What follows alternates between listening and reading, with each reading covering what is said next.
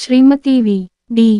ઘેલાણી મહિલા આર્ટ્સ સાવરકુંડલા કોલેજમાં થેલેસેમિયા ટેસ્ટનું આયોજન થયું.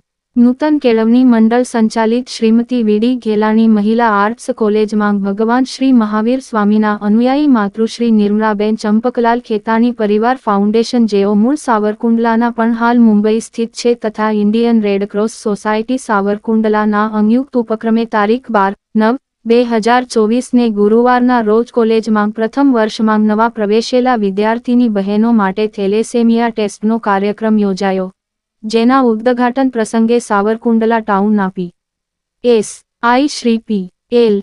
ચૌધરી સાહેબ, શ્રી જયરાજસિંહ સાહેબ અને શ્રી મેહુલભાઈ વ્યાસ ઉપસ્થિત રહ્યા હતા.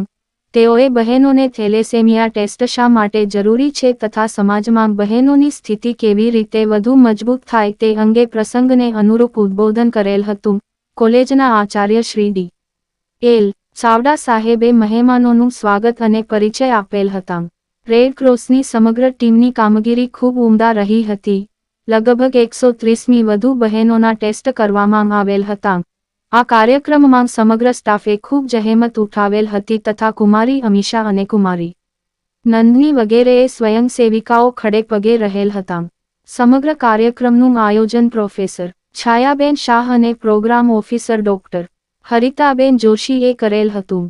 આ કાર્યક્રમની સફળતા માટે નૂતન કેળવણી મંડળના પ્રમુખ શ્રી ચંદ્રિકાબેન કામદાર ઘેલાણી, મેનેજિંગ ટ્રસ્ટી શ્રી મુકુંદભાઈ નાગરેચા તથા અન્ય ટ્રસ્ટીશ્રીઓ અને ડોક્ટર વડેરા સાહેબ વગેરેનો ખૂબ સહયોગ મળેલ હતો.